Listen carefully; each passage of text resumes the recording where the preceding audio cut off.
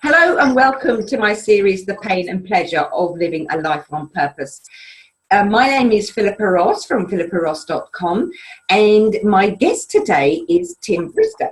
Now, I don't really know Tim very well, but as the universe works, it brings people together that we have met over time. And I met his darling wife, Louise, a couple of years ago at the launch of the Inspiration Bible that Louise and I were involved in. And as luck would have it, I've met up with Tim Brister because he's actually published his first book, and all by mistake, a book he calls With Love. So, hello, Tim. Welcome all the way from England, my home country. Oh, thank you. You're so kind. It's an absolute pleasure to meet you as well, but also to meet your audience and to share some time with you this evening. Fantastic. So your book was a kind of mistake. How did that come about?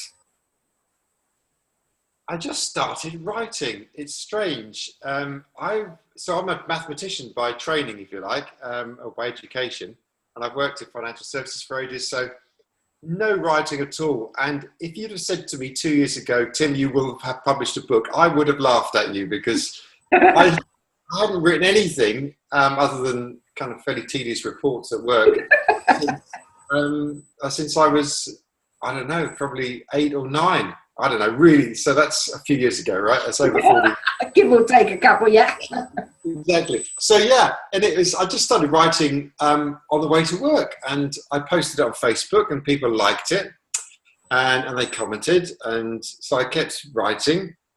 And after I've been writing probably for about, I don't know, 200 days, and I tended to write 2 pieces a day, so I had 400 pieces I'd written. And Louise said to me, well, you've got a book there, you should publish that. And I thought, oh, okay. So here we are with a book that's been published. I'm kind of shortening the whole publication process, which is a journey in itself.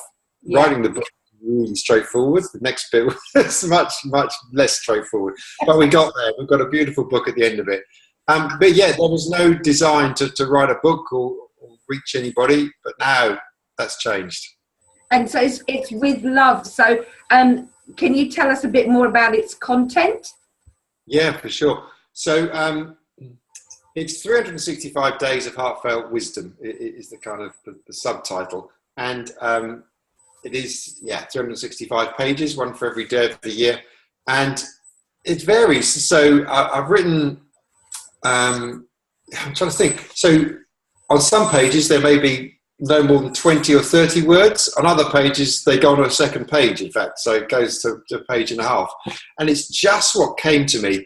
And it's all from my heart. It all came through my heart. And that is the thing, I don't know, just brought out a completely different side of me. Completely different. Where I just had to keep sharing this message of being present, living from your heart, just listening to your heart, being connected with your heart. It's so strong for me, you know, and hence the title With Love, because I signed every single post with love, and that was how I signed them. Right. And so that was where the title came from, and it's all about love and being from the heart. So there are various kind of different ways of expressing it, which, you know, 365 pages, which I do. But in the end, the essence is live from your heart with love. Fantastic. So your journey to get there, like a lot of us, is painful. It's had obstacles and things. So how does someone involved in finance and maths end up writing a book in all about love, which is... the theme I get around not knowing you very well, but it's not necessarily a very macho thing, and particularly from the corporate world that you were involved in, it's different. So there was obviously something that happened beforehand. Can you tell us a bit more about that? Sure, happy to. So yes, as I say, I have been and still do some work in financial services for the last 30 years. I've been doing that. And increasingly, certainly during the 90s into the 2000s, an increasingly macho world, undoubtedly. To be honest, most of the women were more macho than I was. Love it. it's just the truth, it's just the truth.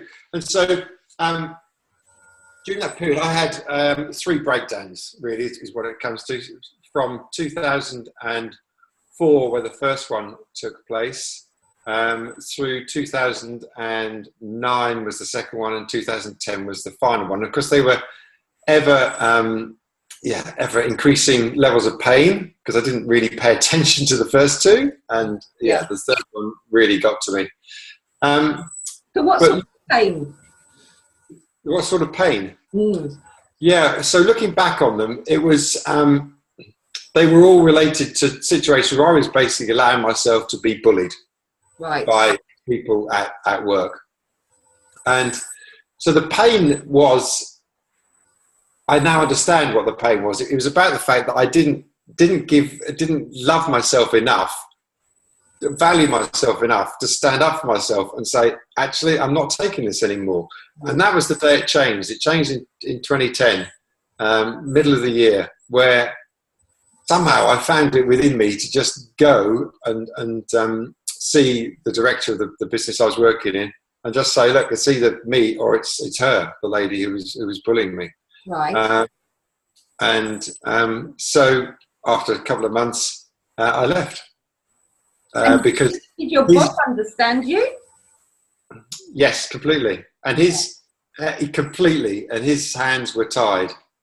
Without kind of going into tons of detail about it, there were reasons why that it was always going to be me or my predecessor or my successor who left, rather than the lady who was bullied. So it was I can remember. It's the kind of thing, as you might imagine, I can remember vividly, and the level of it was anticipation. It wasn't nerves, really, as I went to his office, unannounced and unscheduled, to have this conversation with him. But I just felt amazing afterwards. Even though I was still in the environment, that the pain had kind of gone, and I just felt so much better about myself. Right, fantastic. So it was like a weight come off your shoulders. Huge weight coming off my shoulders. And I left the work there, and there were consequences for us. I left with no job to go to, and so it was a financial risk, if you like. But in terms of my well-being and my state of mind and my state of kind of emotional health, it was just completely the right thing to do. And there was no fear on my part, and Louise was hugely supportive, because she could see what was going on far better than I probably could at the time. Yeah, and it's as over the years, I mean, you say you can remember the 3 between 2002 and 2010, but I'm guessing they would have been the bigger pains, because there would have been a lot happening prior to that, that you may not be consciously aware of. Yes, I'm sure. I'm sure. Yeah, you're right. They were the 3 that caused me to sit up and take notice, or to lie down and take notice on particular occasions.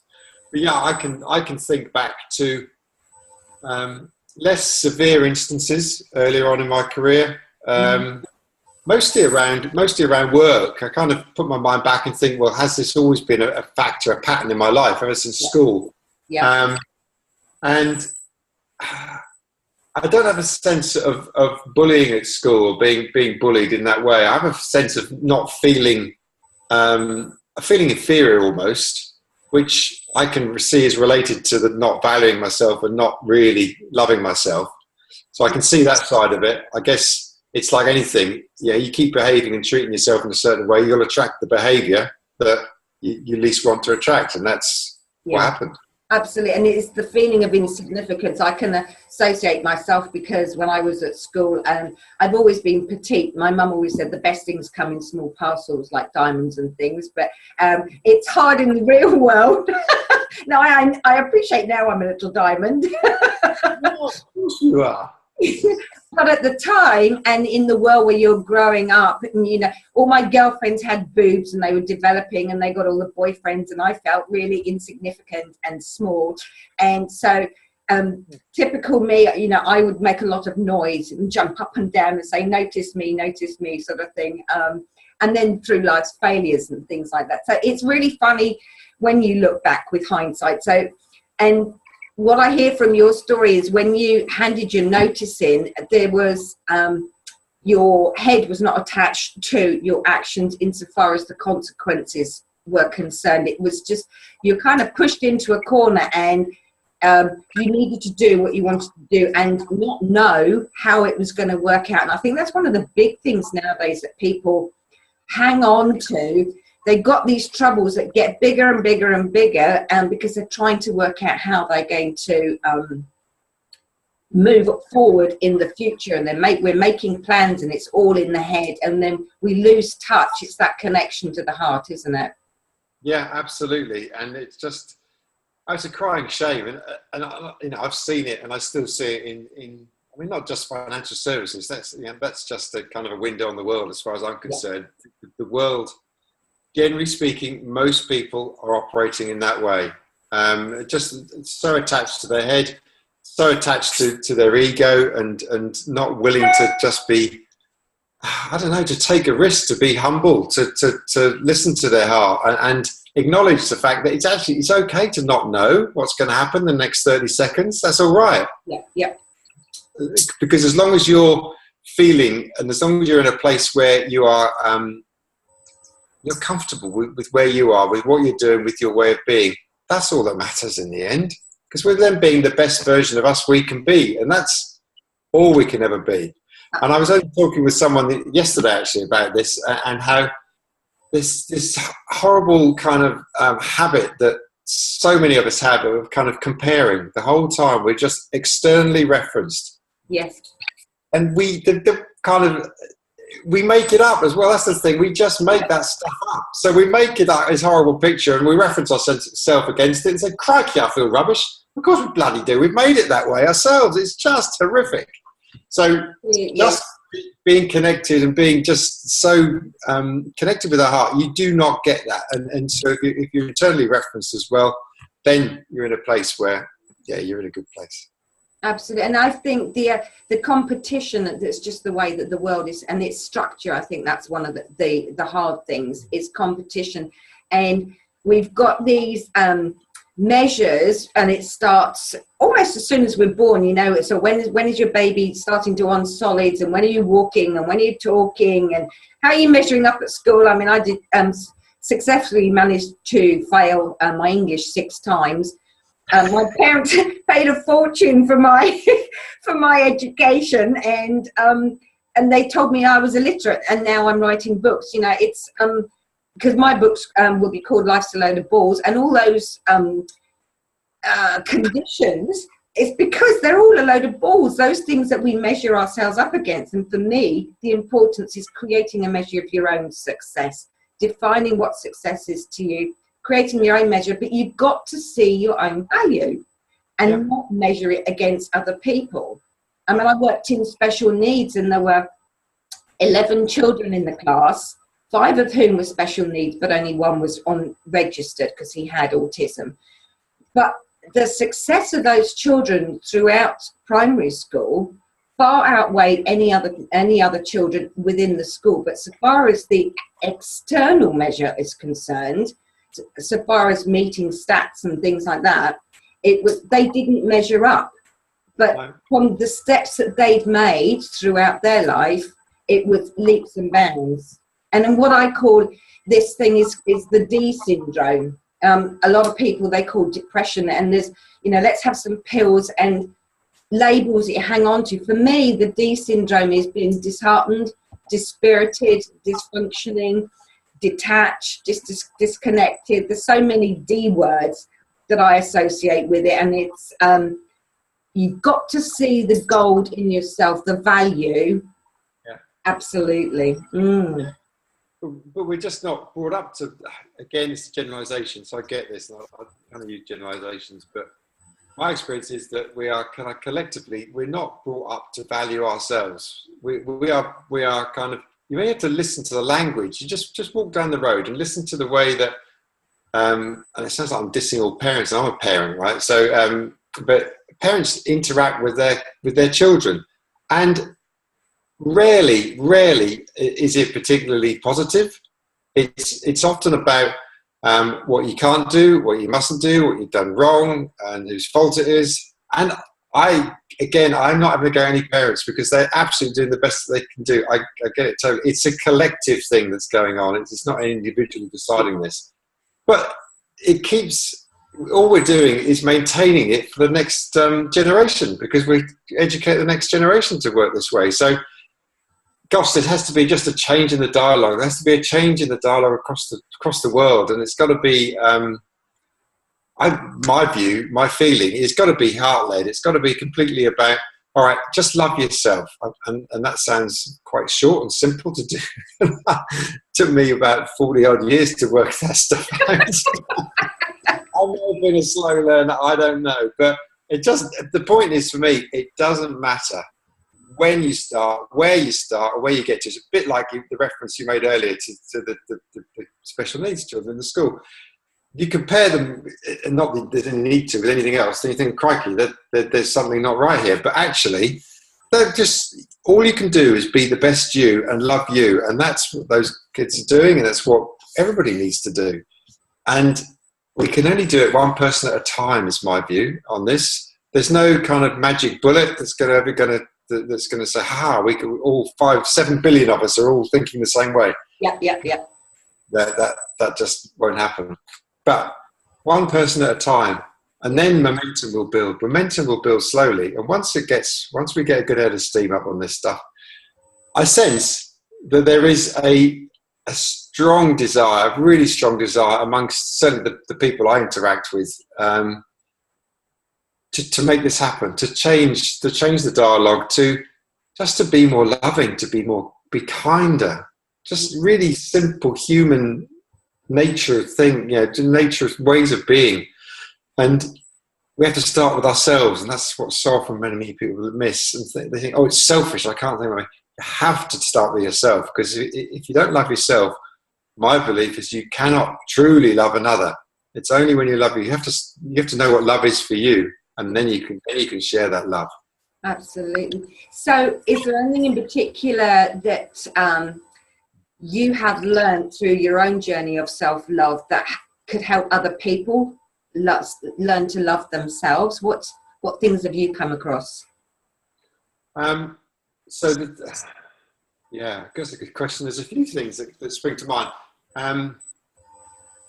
The first one is just about acknowledging that there's a voice in your head, right? There's a voice in your head, and actually it's okay. You don't have to pay attention to it, though. That's the thing I learned. That's okay. Such a kind thing to do, I think. And I listen to various people. T. Harv Eker's the one who springs to mind in this case, where he says, you hear the voice in your head, say thank you for sharing and move on. Yes, yeah.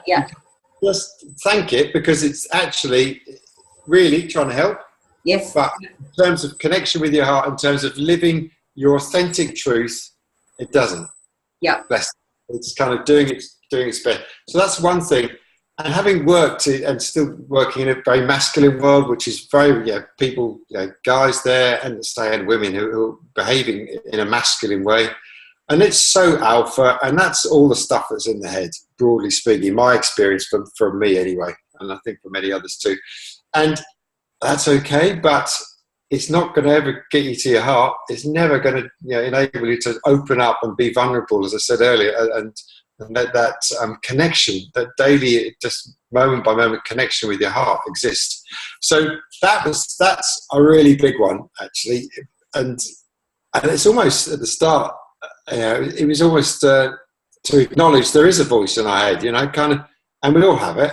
And it's only you can start talking about it and say, "Oh, we all have that voice, hey? Okay."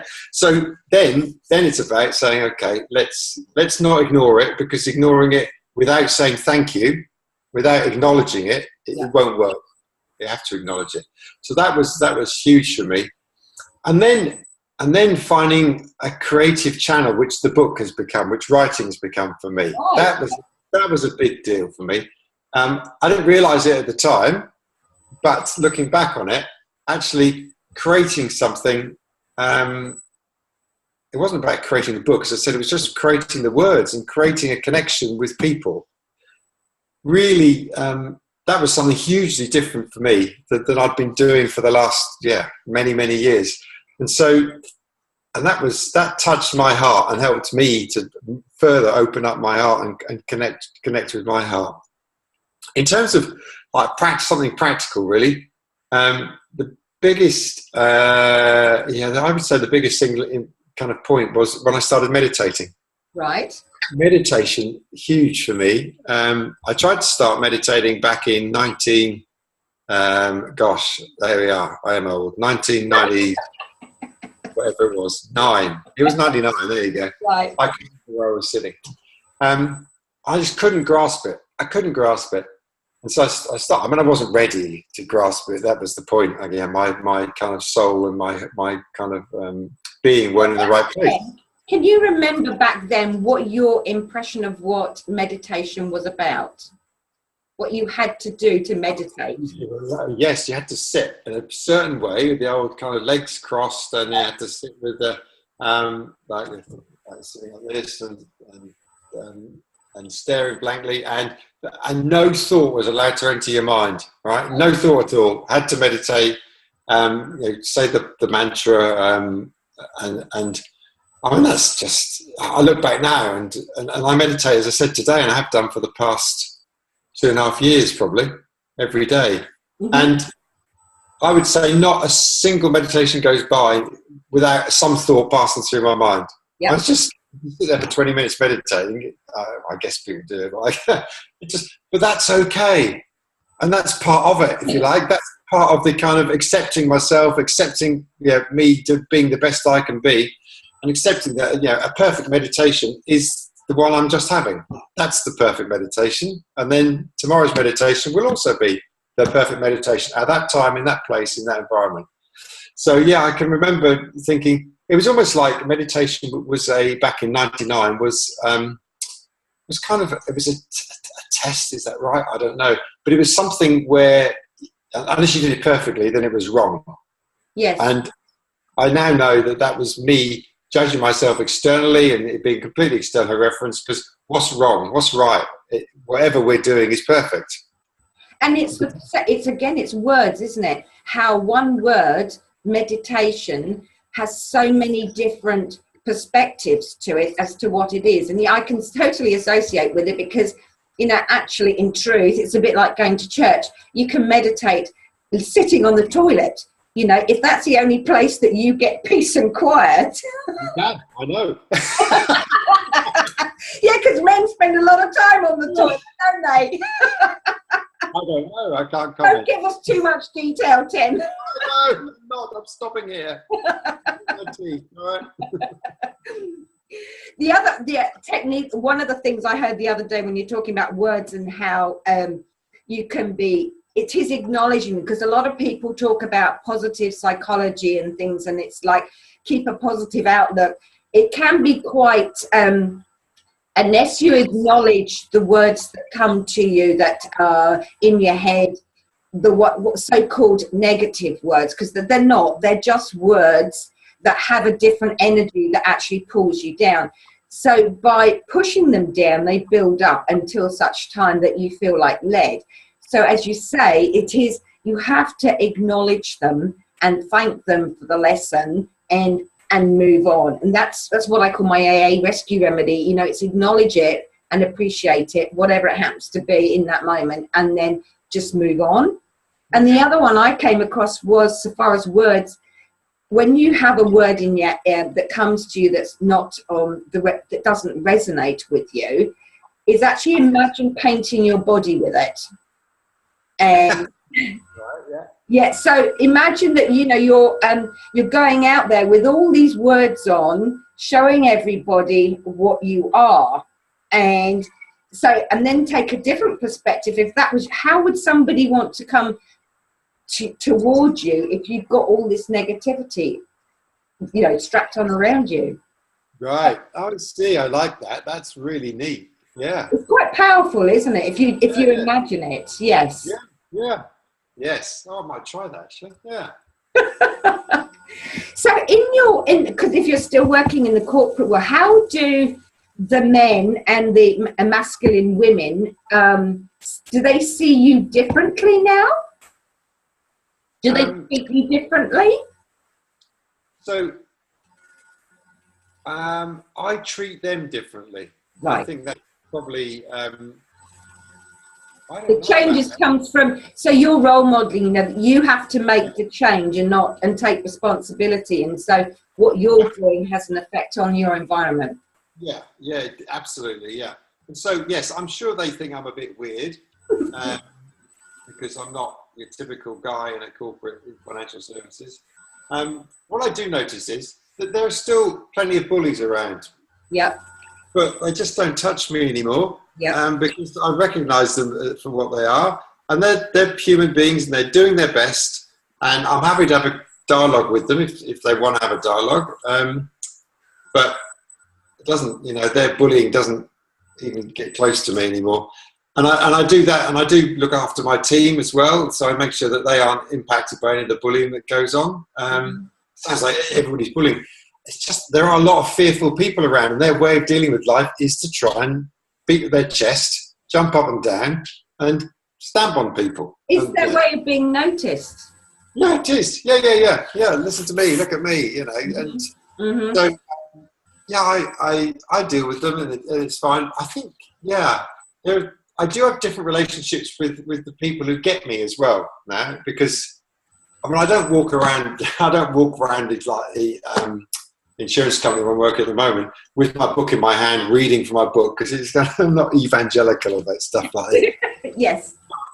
I definitely am very open to different kind of dialogues, and I make that very clear as well. And I tell people, you know, I'm not just working with you as a consultant, I'm also a coach. I've written a book, and usually they'll ask me what it is, and I'll say the book's about love.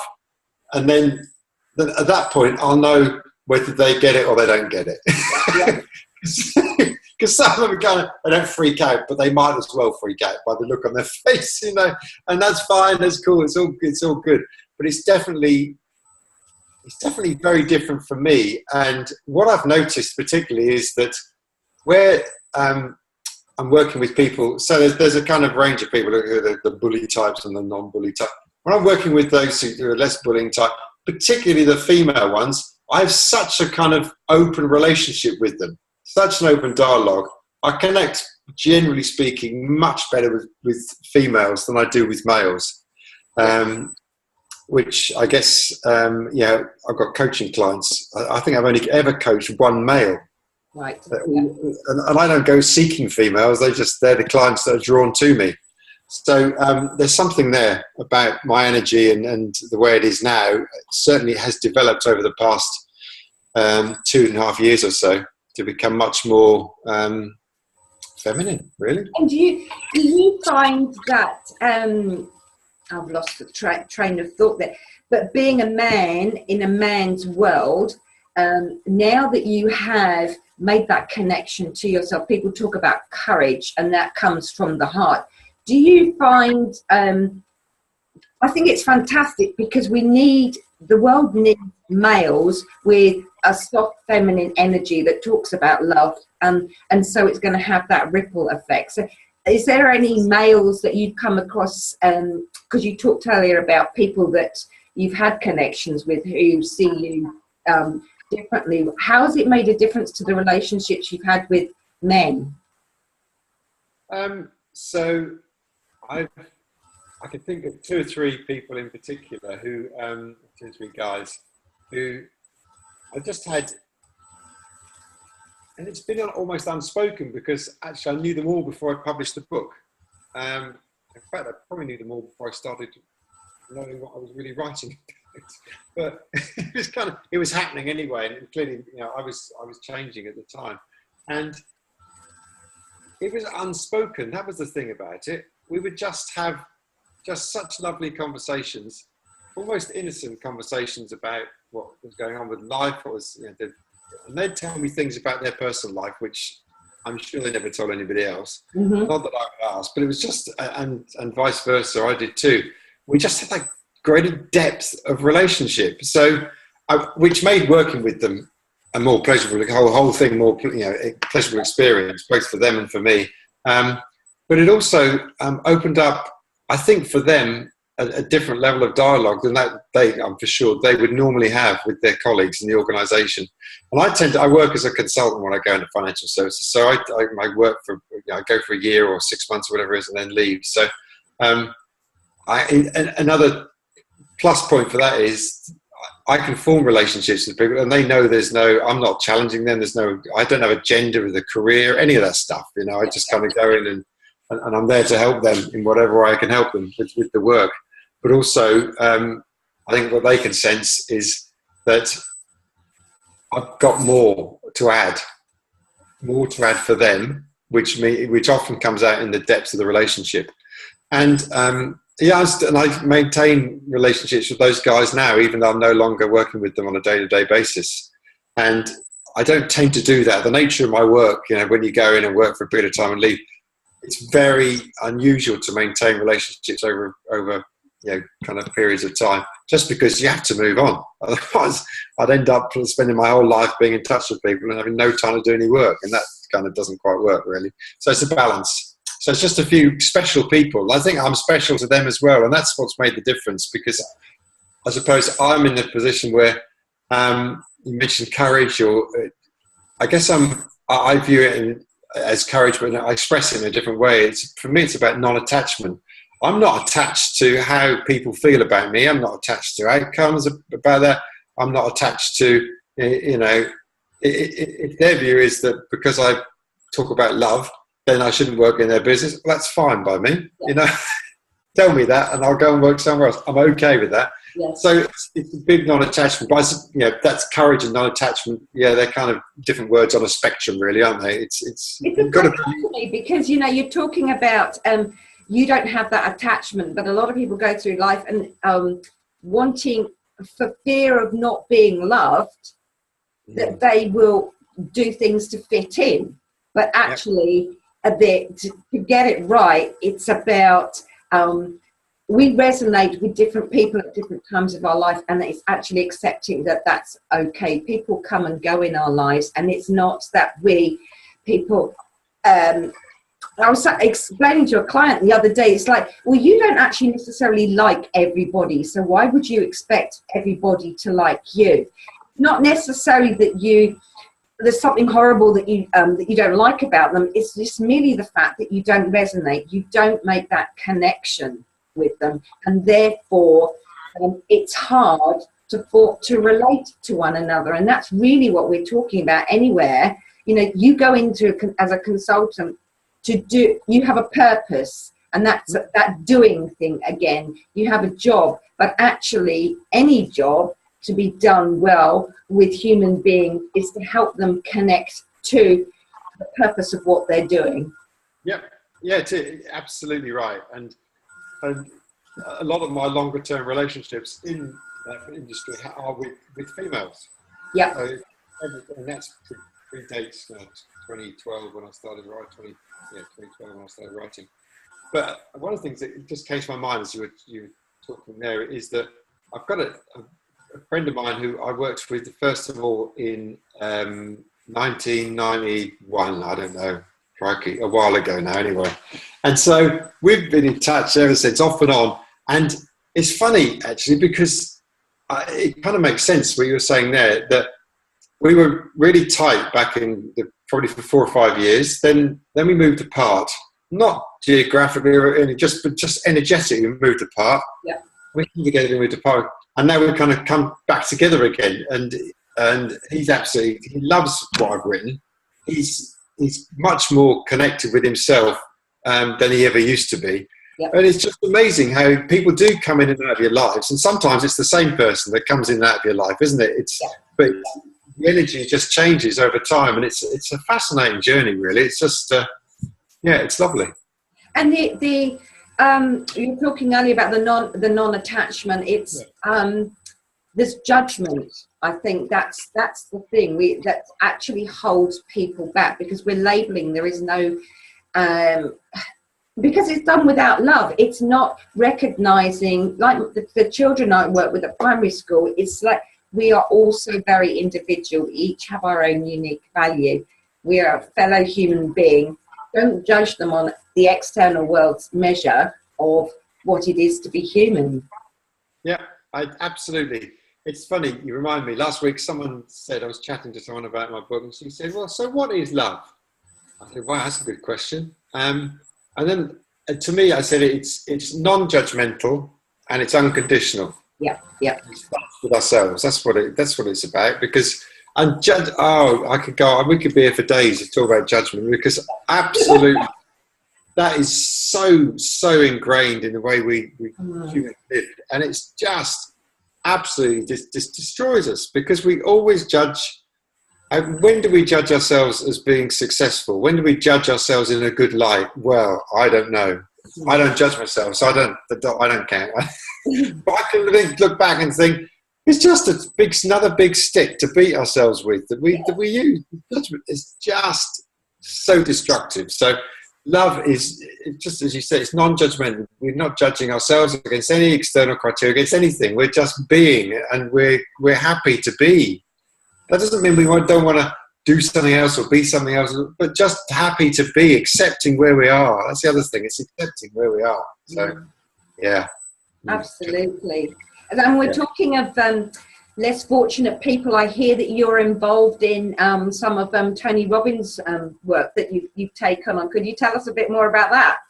Oh, that's right. Yes. Yeah. Well, one of the things that inspired Tony Robbins back in the day was that he was at home with his family on Thanksgiving in the States. He was about 10, I think. And his father was there, but I don't think his mother was. He had a split family, and it was, generally quite tricky. They didn't have much money. So anyway, somebody came and knocked on the door. I went to the door to answer it, and it was someone delivering a meal for a family on Thanksgiving. And as it happened, Tony Robbins' father turned the guy away and said, "I'm not taking your food," etc., etc. But that just stayed with Tony Robbins, and he said, "When I'm old, when I can do it, I'm going to feed some people."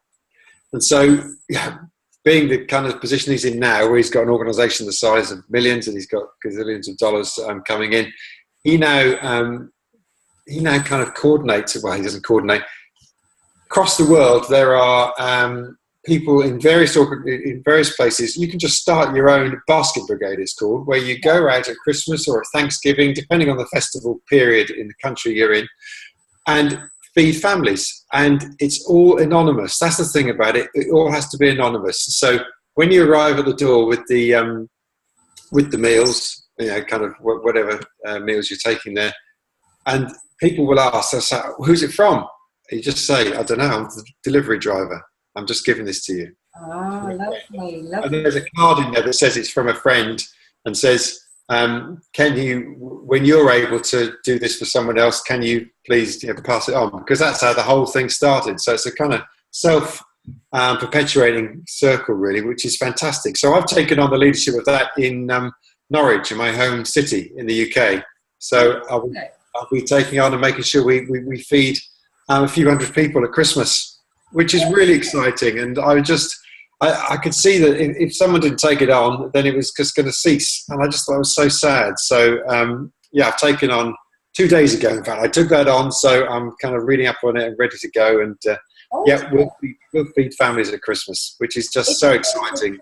Yeah, it's very fulfilling to give back. And that's a lot of the lessons, isn't it? It's without any expectation of anything in return. And it's joy on somebody's face. It's just fantastic. Oh, it's just it's beautiful. And sometimes it's shock, sometimes it's kind of stunned silence. You get all kinds of reactions when you take the meals around.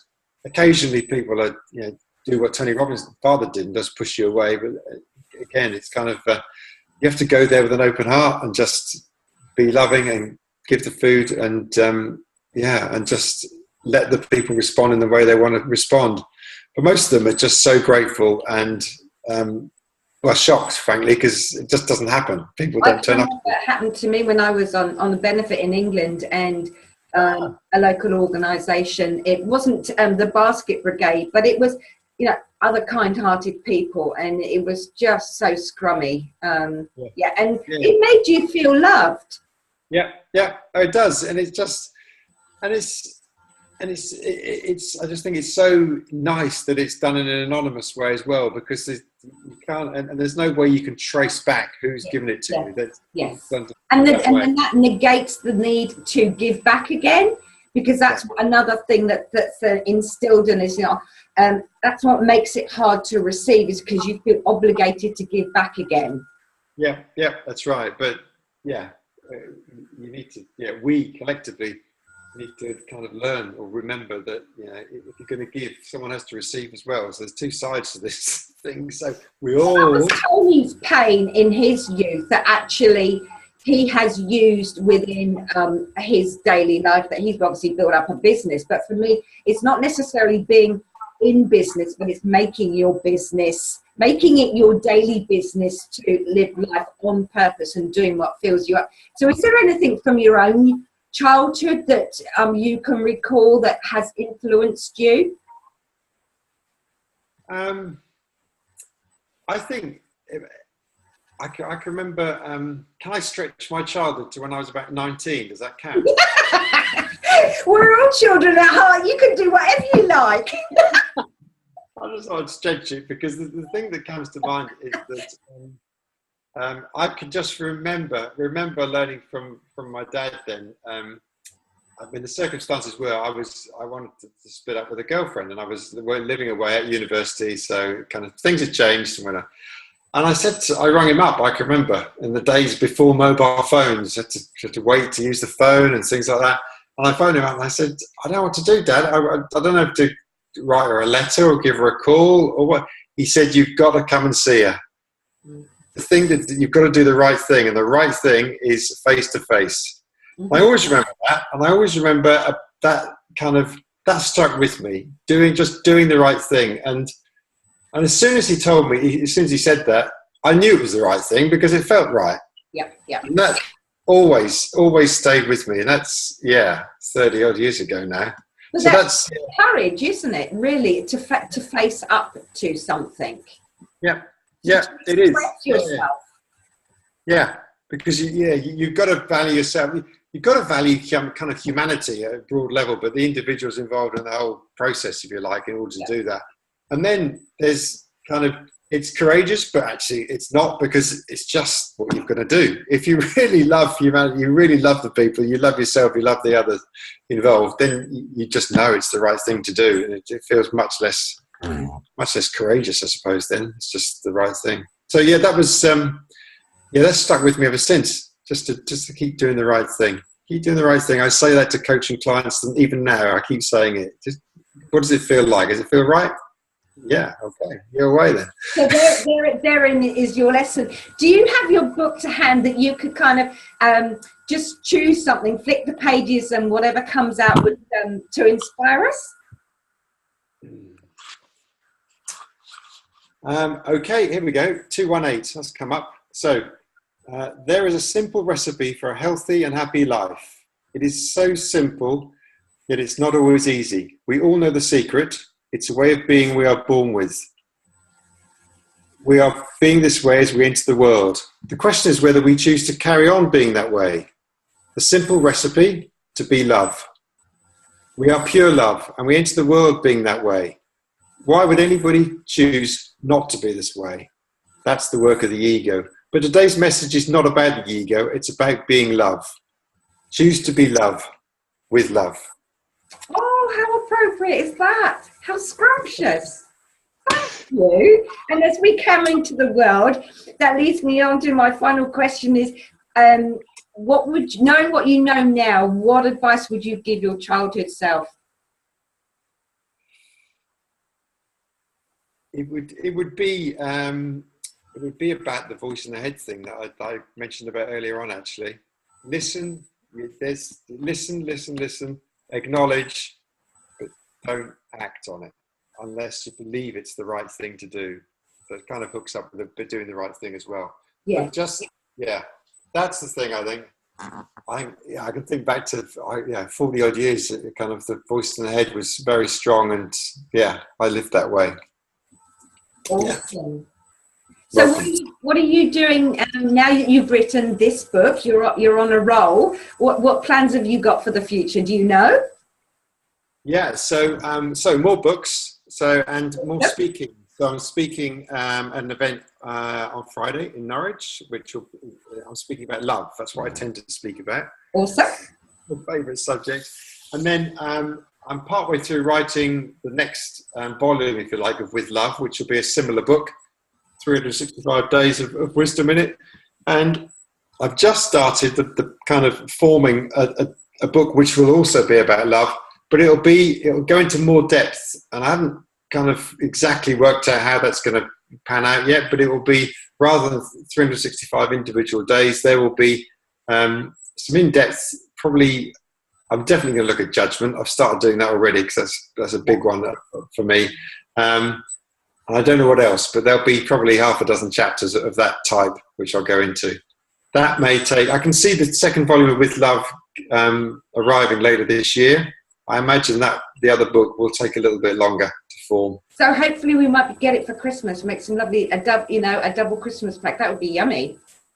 I would love to be able to do that, yes. My experience of the publication process means that I'm not so but that's probably, yeah, because I do so many other things as well. And to be honest, it was never important to me to actually quickly publish a book. It was to get the book out there at the right time. And so I'm completely relaxed about that kind of thing. And you say at the right time, but that right time is divine timing. And it links in to your overall message is do the right thing. And that's the right thing by yourself and not by society, which I think is an awesome way to end our time together here, Tim. Thank you so much for staying up late, because it's late where you are and it's early morning here in New Zealand.